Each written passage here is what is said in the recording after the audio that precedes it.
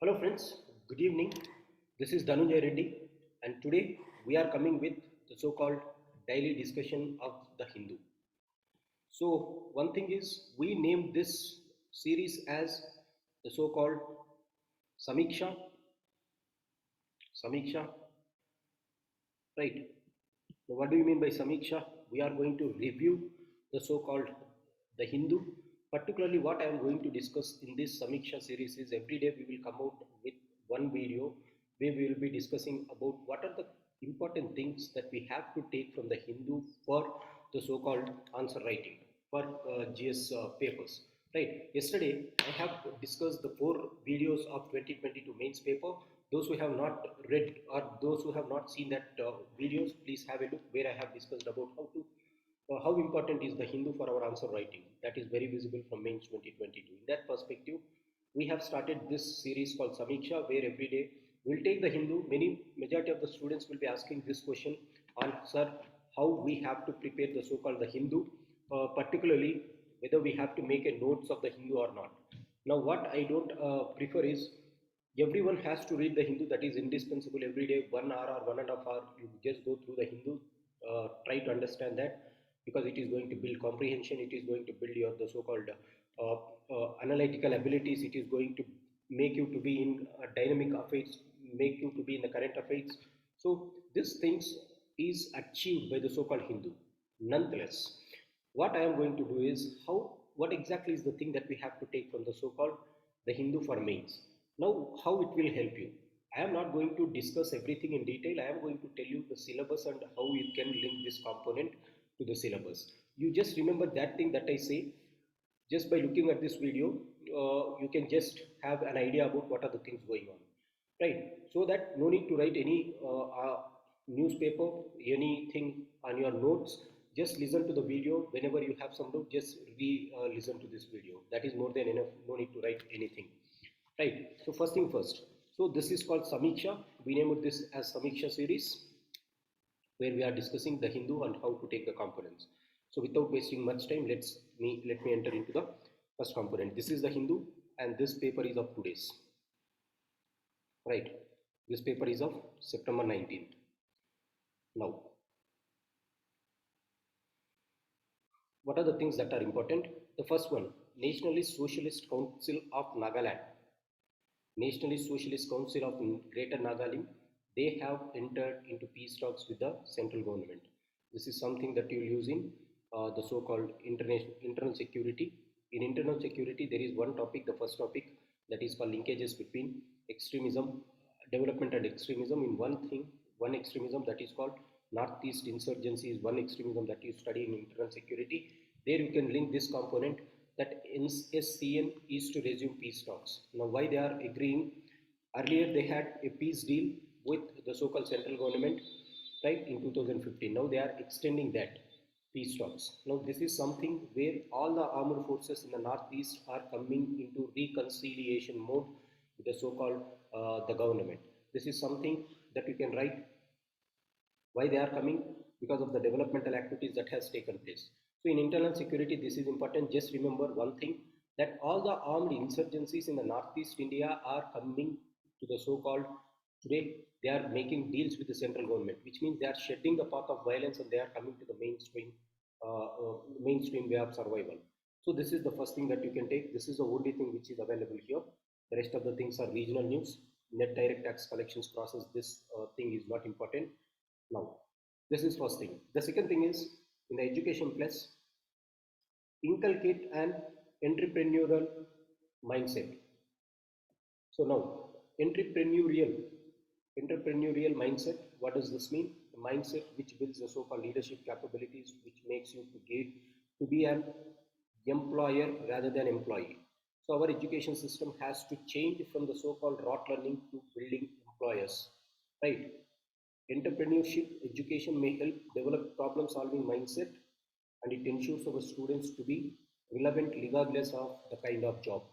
So which means you can write this in some essays or in the so-called education topics where it is present in social justice. Our education should make not employees but employers, those who give employment. right? They should make bosses, not the so-called subordinates. You can write these things. That is the only thing from here. So this is second part. The next third paper and fourth paper, this is regional. You have nothing to take here.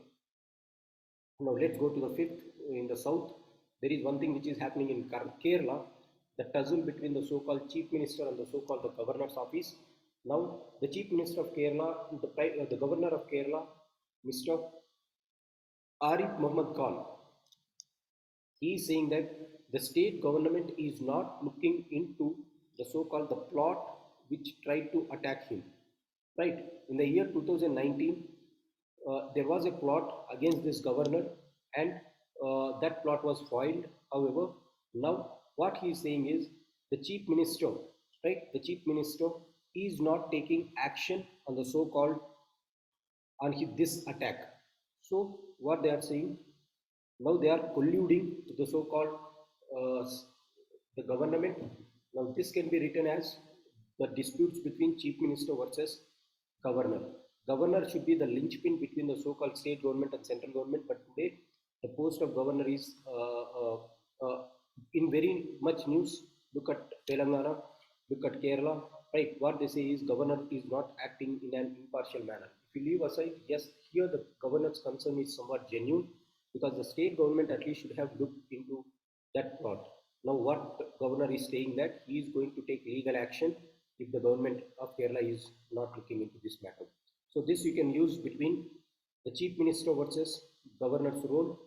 You can use the same thing. Kerala governor is trying to take legal action for the plot attack behind him. This is something you can write between the disputes between central and state.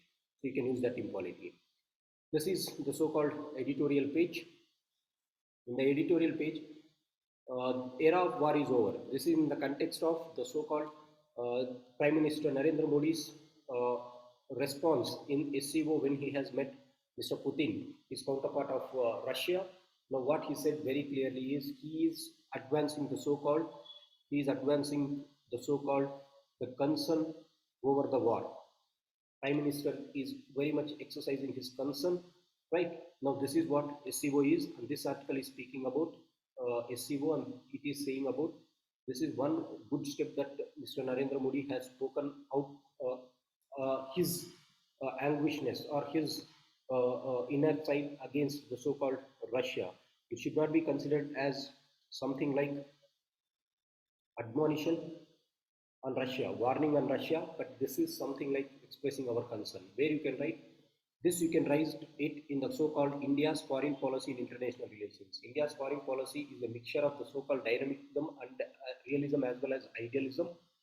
What do I mean by this? You can write that the values of India in foreign relations, it is continuing even today. What is that values that we value very much? The values such as the so-called peace, tolerance, and respect for other nations' territorial integrity is still maintained by India. This can be reflected in Prime Minister's words, where he is calling for peace at the global level. So this is what it is saying. The second part, it is saying about the so-called now in the coming year, after this Samarkand meeting, India is going to change the so-called SCO next year. As a result, India is going to make preparations for this. Now, what is the way forward that India has to look? It has to look at reconciliation of all the things, all groups which are present in this, particularly reconciliation with the so-called China and the so-called Pakistan is very, very important. At the same time, India is also going to head the so-called G20 nations in the next year. So at this point of time, what we have to look is we have to look at the so-called on terrorism. We should make SCO walk the talk, and we have some issues like connectivity issues towards Iran, despite there are sanctions on Iran by US. So this is a thing that you can use in foreign relations, but the major thing is India's resolution for peace. You can use this in international ethics as well as the so-called as well as you can use this in the context of India's foreign policy. Now, this article by Hapiman Jacob, geopolitics without geoeconomics is a fool's errand. This is a mistake, right? What he is saying, any country who is looking to become a regional power or a global power do have to link geopolitics with geoeconomics. What do I mean by geopolitics and geoeconomics? economics in a particular geography will play a very crucial role in determining the so-called geopolitics, right? So what is geoeconomics? Geoeconomics means within a particular group, the economics that is involved. Economics means the trade or the so-called relations between the countries is more decided by the so-called trade rather than political ideologies. So this is what it means. Now, what Happyman Jacob is saying is India is more favoring the so-called geopolitics by neglecting geoeconomics, and this is a mistake. That is what he is saying. Now, what he means to say is in a modernized world today, geoeconomics is having greater influence on geopolitics, which means if you are building up economically a good relation with all the other countries in the region, you can become a geopolitical power, right? But just by looking at geopolitical politics, you cannot build geoeconomics. He has said some examples like India denied to join RCEP summit, which is the regional economic group. India has refused to join IPEF as such.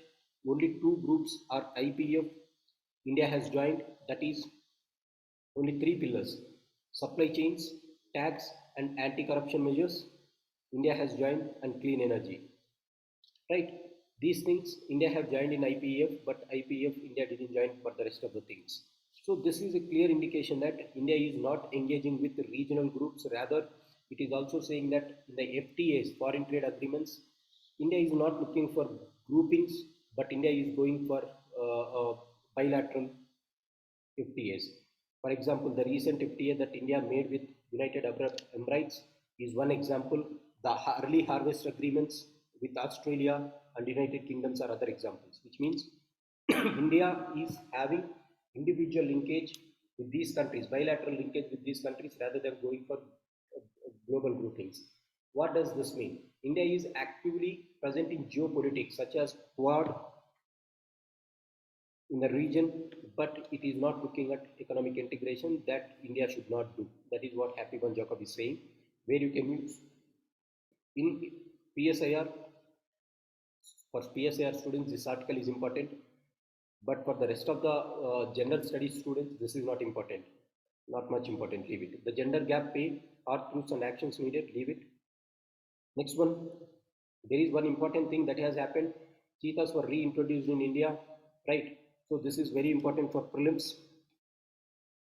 Cheetahs which were extinct in India have been imported from the so-called Namibia into the so-called Kuno sanctuary in Madhya Pradesh. 9 cheetahs were bought. And this year, this is prelims question. They are going to ask this at any cost, right? After this, a disruptive nexus between China and Pakistan, no need to study. Now there is one thing here, leave the rest of the things. You remember this?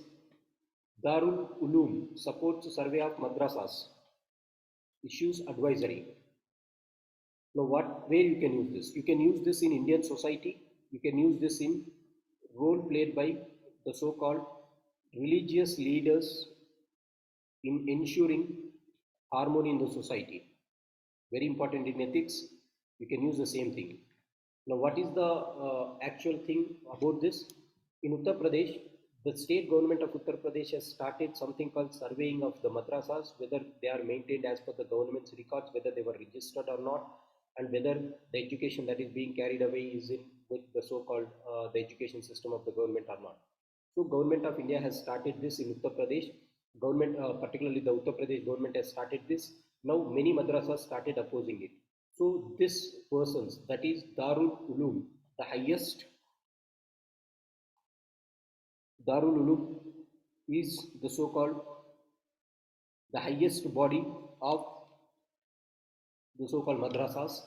The leaders of this organization, they came forward and they said that we have to support this survey of madrasas. So what they are saying, they are asking all the madrasas to allow this survey to happen. This is something which is very outstanding feature. Why it is outstanding feature? The reason is this is very outstanding. The reason is the government. The reason is the government is looking for the so-called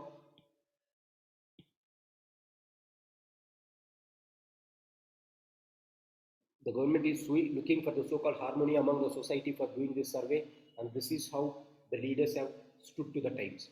So you can write that the role played by religious institutions in building peace and harmony in the society is very useful. For example, the heads of the so-called Darul Uloom in Uttar Pradesh, they have asked the madrasas and they gave a clear call to help the so-called government to do their work. This you can write, and you can also write that the beauty of India is this: we exist in a harmonious living where Hindus and Muslims live together. We respect our secularism. What is that secularism? Indian context of secularism, where the state can intervene into maintaining the so-called constitutional rights inside your religion. So this is the place where you can write this type of examples. Very good thing for examples.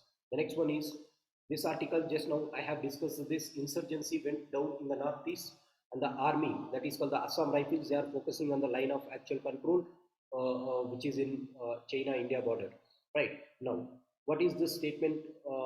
The Admiral General, he was saying that Army Commander, he is saying that Assam Rifles is now looking at the so-called all counter-insurgency operations,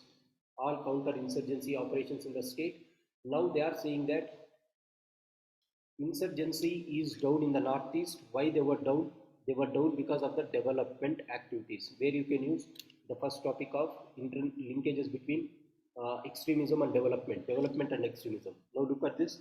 What this man is saying is, we have reduced the AFSPA, Armed Forces Special Protection Act, and what we are doing is we are reaching the people, outreaching the people. We are getting the local support through developmental activities. On one side, we are bringing huge pressure on them with military. At the same time, we are reaching the local people by winning their hearts. How? Now they said that we have conducted some training in football, right? We are changing the hearts and minds of the people because they are getting the attention of the local people by doing some activities like training the local youth in football and imparting the students to crack national level exam. So this is making the students to get involved to this rather than going towards the military actions or going towards the so-called insurgents operations. So this is something that you can use. Development, you can use these two examples, and you have to use, for example, in the northeast, Assam Rifles are the so-called the body which is fighting against counter-insurgency is engaging with the youth by doing some activities like giving them training for the football, giving them training for the so-called competitive exams. You can write that. Through this, they are winning the hearts and minds of the people. Best example, you have to remember that. Next one, 8 preachers in Jammu and Kashmir were held under Public Security Act, says police. Now, why they were booked? They were booked because these preachers were instigating the youth to do some illegal activities. As a result, they were brought into custody under Public Safety Act. The Public Safety Act is the last option when someone continues to indulge in wrong practice. They have warned them, but they are still indulging in wrong practices. As a result, the state government or the police of Jammu and Kashmir, they have booked them. Now, maintaining law and order situation is not only the duty of the police but also the duty of the people. This is important, right? People should also maintain law and order. You should not instigate under the name of free speech. Otherwise, you are going to get that law on your on you, right? So this is something that you have to write. So there you can use. Now, vacant officers, unaware office bearers, curious case of delisted parties. Election Commission of India recently have delisted some political parties. 86 political parties were delisted. Why they were delisted? As per Representations of People's Act. As per Representations of People's Act, if a party which is registered does not contest elections continuously for 6 years, they shall be taken off the list of registered parties. This is what RPA says. Continuously for 6 years, if you are not participating in any election, whether the elections of Lok Sabha or whether the elections of the so-called state legislature, right? Not local elections, because local body elections will be contested not on the name of political parties. So don't write local parties, right? Election Commission of India, as per Representations of People's Act, if a political party is not taking part in the so-called elections continuously for 6 years, either to the so-called general elections or to the so-called elections of the so-called state, then they can deregister. Election Commission of India can delist them from that. So Representation of People's Act says that, Representation of People's Act also says that every registered party must inform the election commission the change in address, office bearers, name and PAN number. So they have to give their list whenever they are changing these things. Otherwise, Election Commission of India can take an action. So this is what you can write, because where you can write it, you can write it under the so-called RPA. In GS paper 2, there is representations of People's Act. So they might ask under what circumstances you can deregister a political party or delist a political party. So representation of People's Act is whenever you are changing the address, whenever you are changing the name, whenever you are changing the office bearers, whenever you are changing the so-called PAN, you inform to the so-called election commission. At the same time, you also do one thing that is called, if you are not continuously contesting for 6 years in a row, then you are going to get that back. Right, that is the thing. Books on Manipur will need state government clearance. Manipur state government has passed a law saying that whatever the books that is being written on the history, culture, tradition and geography of Manipur, right, history, geography, culture, tradition of Manipur, those people have to get the so-called permission from state government, permission from the so-called University of Higher Education. Now, why they said this is, you should not disturb the peaceful coexistence among various communities by projecting distorted facts. This is the theme that Manipur government has said. What they said, whenever you are publishing a book which is relating to geography, history, the so-called tradition and culture, you have to get the permission. Now, this is to stop distorted facts or half-baked truths. Now, this is the thing that state government is saying. On the other side, the academicians are saying that this is to curtail, it will curtail academic freedom and stifle the critics of government. Now, what they are saying is it is something which is against freedom of writing or freedom of speech, because you are taking out the content which is stifling the criticism of government. So where you can use this in context. Just remember the thing, Manipur state government has done this. You can write in both ways. Now, Savara, Saundra, one and the same tribes now. Very important, because UPSC is much focused on tribes in society. Every year they ask one question. Look at our GS paper 1 explanation. There I have said how they have asked this year on society. Right? Society, they will ask one question every year. So here, this is important. Savar and Saundra are the same tribes now. Now, what is the relevance of this at all? The relevance is, look at this. There was a person called Shiva Prasad Boy. In 2010, he got a job. However, he got a government job. Now he was asked to submit his certificate, attested. Now, his certificate was not sanctioned because of his spelling variation. He belonged to Savar community, but the spelling that the officer has written is Savara. He has written an extra A. It appears like it is a small error in the so-called grammar or the so-called pronunciation of the so-called writing, but this has impact on one life, that is called on the livelihood of a person. He didn't get the service, though he is qualified, he was not allotted the service. Now he is not found of job ever since. Why this has happened? Though he is belonging to the so-called Savar community, the attestation officer or the management who is giving this authority, they have written as Savara, and these persons, they were illiterate, these persons are unaware of these things. As a result, they got this and they were declined their loan. Now, as a result, what government of India did is, let's end this type of discrimination, and they made that Savar, Savara and Saundra are one and same. They have changed the names. Where it has happened in Raipur, Chhattisgarh district. Right. Next. Now, how this is important? This is understanding the tribals. Very important. In order to understand the tribals, this is done. Now, look, in certain cases, the pronunciation is changed. As a result, when someone, if you are going as an officer to that area, if you do not know how that is pronounced, then you can misspell it, and in that misspelling, subdivisional magistrate got spelling wrong, or if the teacher is mishearing your the so-called your community, then in the register itself, the class teacher may write it differently. So these things are present. As a result, this is going to be somewhat different. There are nearly 3 lakh Savaras. They are numerically second largest group after Gons in the so-called Chhattisgarh. Chhattisgarh is a tribal area dominated by Gons followed by Savaras. Now they have ended this thing. So this can be used as an introduction in the essay writing. You can use this in governance. You can use this in polity where there is scheduled tribes. You can use the same thing in the so-called ethics also, right? This is something which you can use. So don't think that minor things won't change. Minor things is very, very important.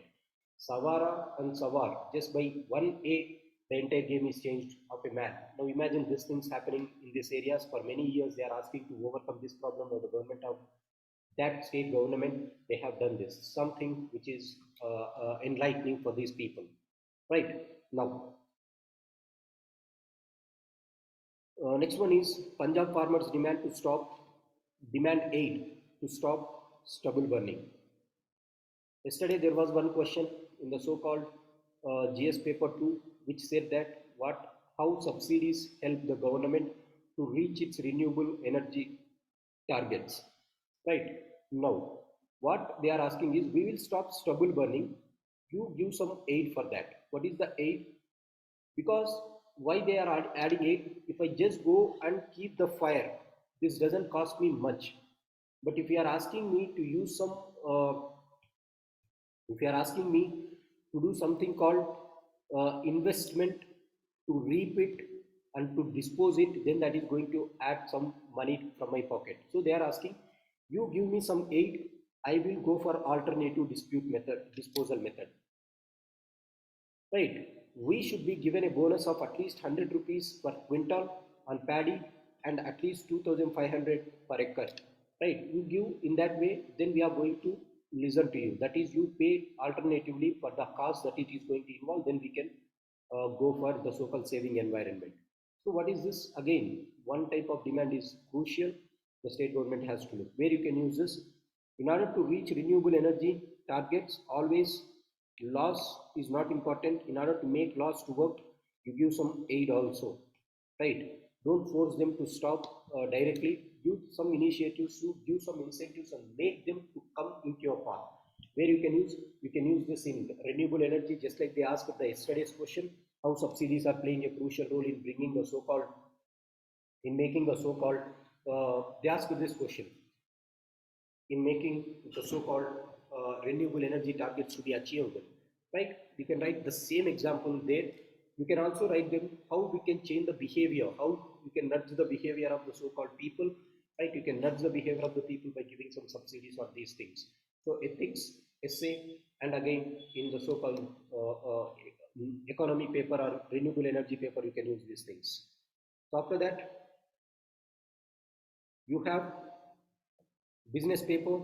To those who are interested in personal growth, you can look at health insurance premiums that they have given in the country. If you are interested in health insurance, have a look at it. So, but for UPSC, that is not relevant. Now, look at this.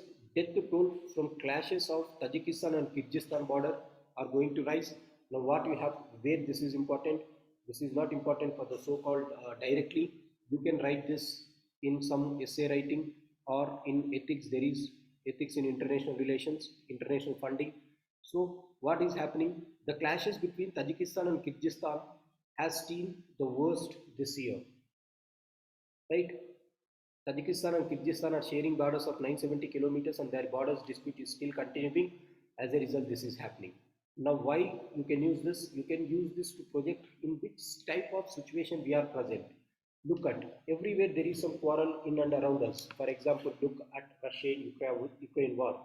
Look at the so-called Armenia-Azerbaijan region. Look at Tajikistan-Kyrgyzstan region. So the world is highly unstable today. So under that circumstance, which type of progress we have to have? So there should be someone to come forward, and the person who has come forward this time here is the so-called Russia. Russian President Vladimir Putin has said that no further escalation should happen between Kyrgyzstan and Tajikistan. This is what they said. Nonetheless, this phone call is not going to be substantial because Russia itself is an aggressor in some place called Ukraine. At least from the West perspective, right? So what I mean to say is, you can use this in the so-called answer writings as substance. So there is something which is happening in the world. Apart from that, nothing is important here. Another important news from the so-called Iran, that is continuing the so-called yesterday's discussion, that is called a woman named as the so-called Masha Amani. Masha Amini. Amini, what happened to her? Because as she has refused to follow the dress code, What is that dress code in Iraq? If a woman is coming out, they have to have that scarf on her head. For not having this, what they did is they have arrested her. They have did this type of moral policing. What is moral policing? You are deciding what to wear, right? The state is deciding what to wear.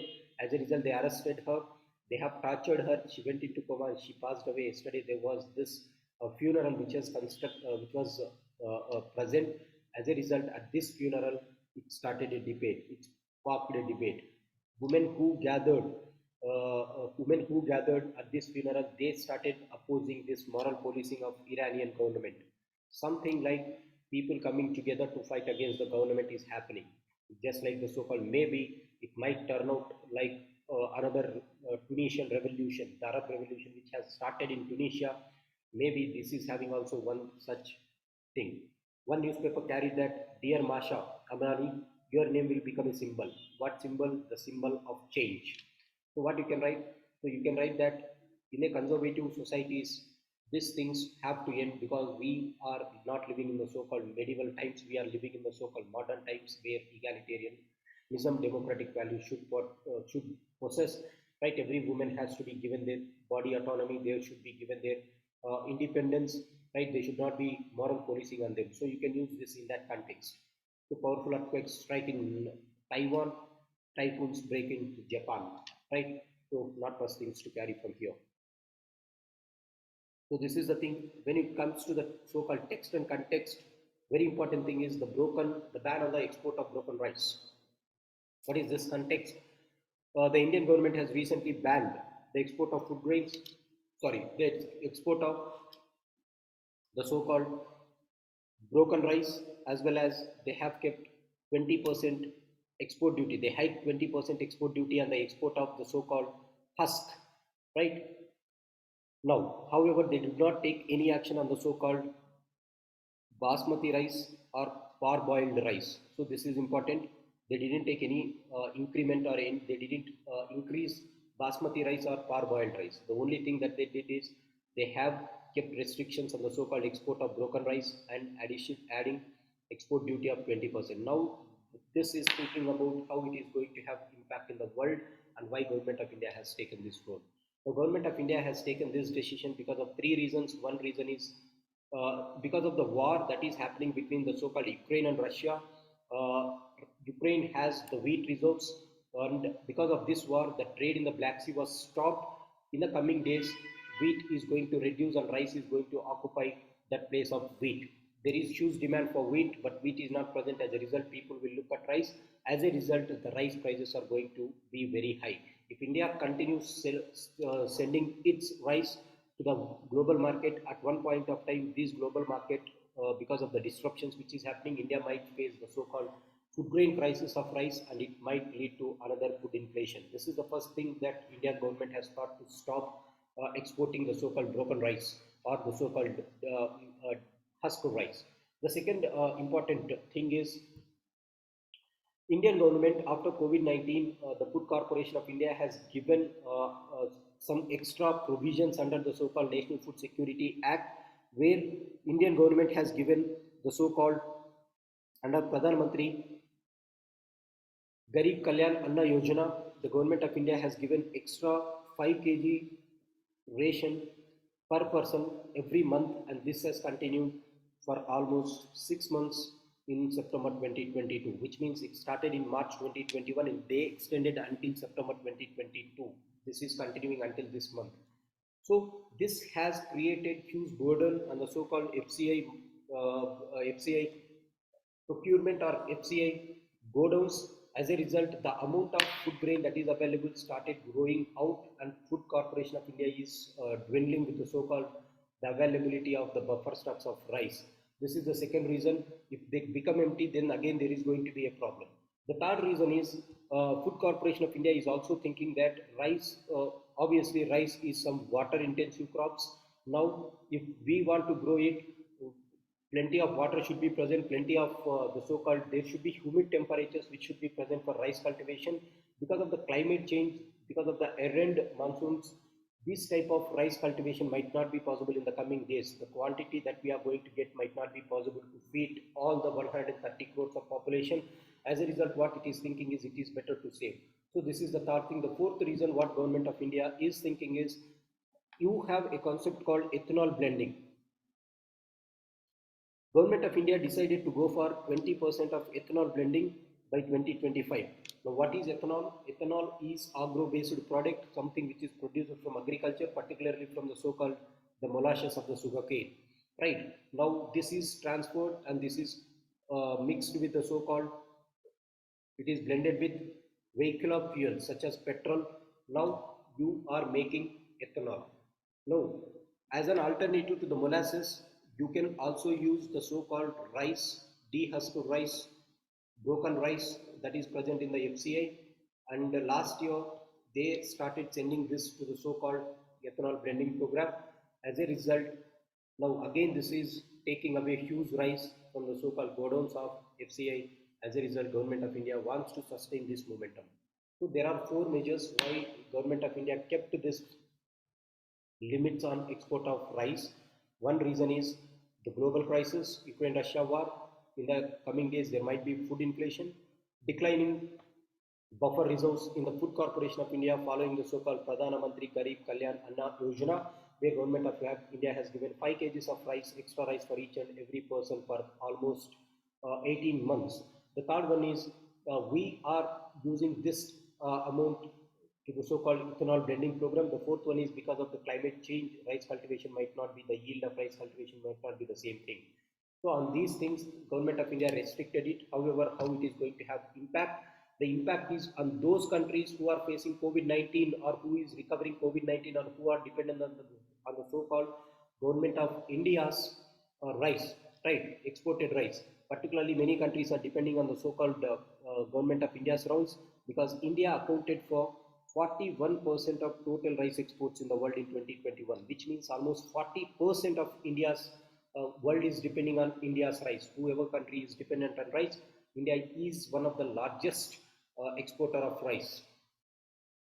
This might hit those countries which are depending on it. As a result, this is the thing that we are going to have. So this is something which you can use in the so-called somewhere ethanol blending program can be used. Dehusked rice can be used. You can use this in the so-called answer writing also. Most probably there might be a question like, what are the things that why India has taken this move? The next move is the same thing that I wanted to discuss. The process of inclusion and exclusion from scheduled tribes list. Very important, because scheduled tribes is very important. I just discussed about the thing which has happened in Jharkhand. This is in line with that thing. Now, what is the thing? So far, on September 14, the Union Cabinet approved a proposal to add several tribes to the list of scheduled tribes.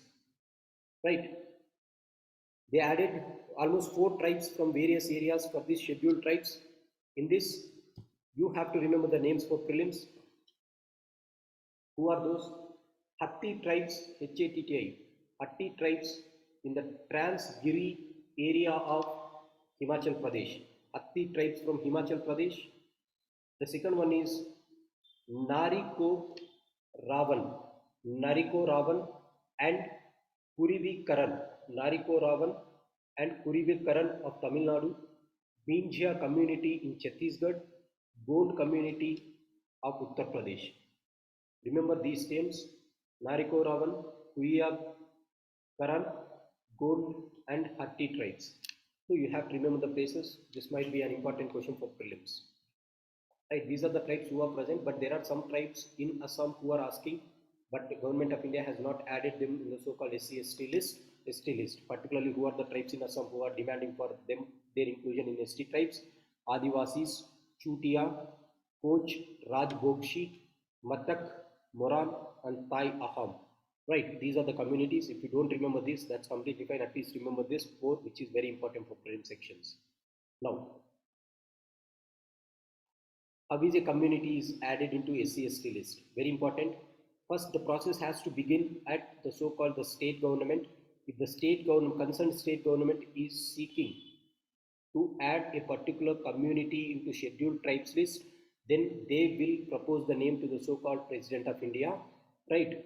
Additional exclusion will be sent to the President of India, then President of India under Article 341 and Article 342, they look into these provisions to add someone in SC list, someone in ST list. Article 341 and 342 speaks about this. Now, what is the procedure? Once it goes to the President, which means it goes to the President only when the constitutional amendment is done, amendment to the so-called Constitution Scheduled Caste Order, Constitution Scheduled Tribes Order 1950 has to be passed by the Parliament. If the President gives his assent, then it is going to be passed. So what is the steps? First, the state government will choose to recommend a community.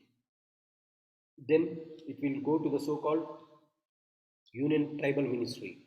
Now the Tribal Ministry, after deliberations, they will send it to the so-called Register General of India.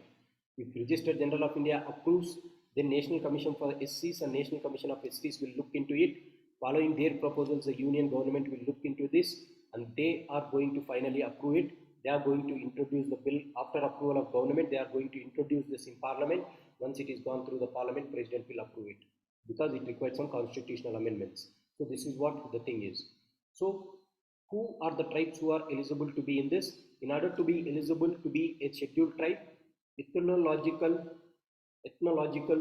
traits, traditional characteristics, distinctive culture, geographical isolation and backwardness. These are important to name or to be included. What are the things?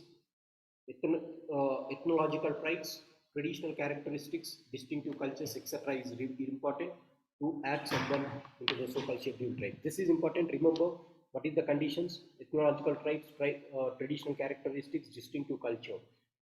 Which bill has to be passed? The Constitutional Scheduled Caste Order, the Constitutional Scheduled Tribes Order. What is the procedure? Government of India will, state government will recognize it. It will pass to the so-called Ministry of Tribals. Ministry of Tribals will pass it to the so-called Register General of India. Then they will pass it to the so-called government. If government is approving, that will be introduced by Ministry of Tribals, Tribal Welfare. Minister will introduce that in Parliament. It has to be passed in the Parliament. It reaches to the so-called President. Then President will take the decision. This is how someone is included in the so-called scheduled caste and scheduled tribes, which is something important.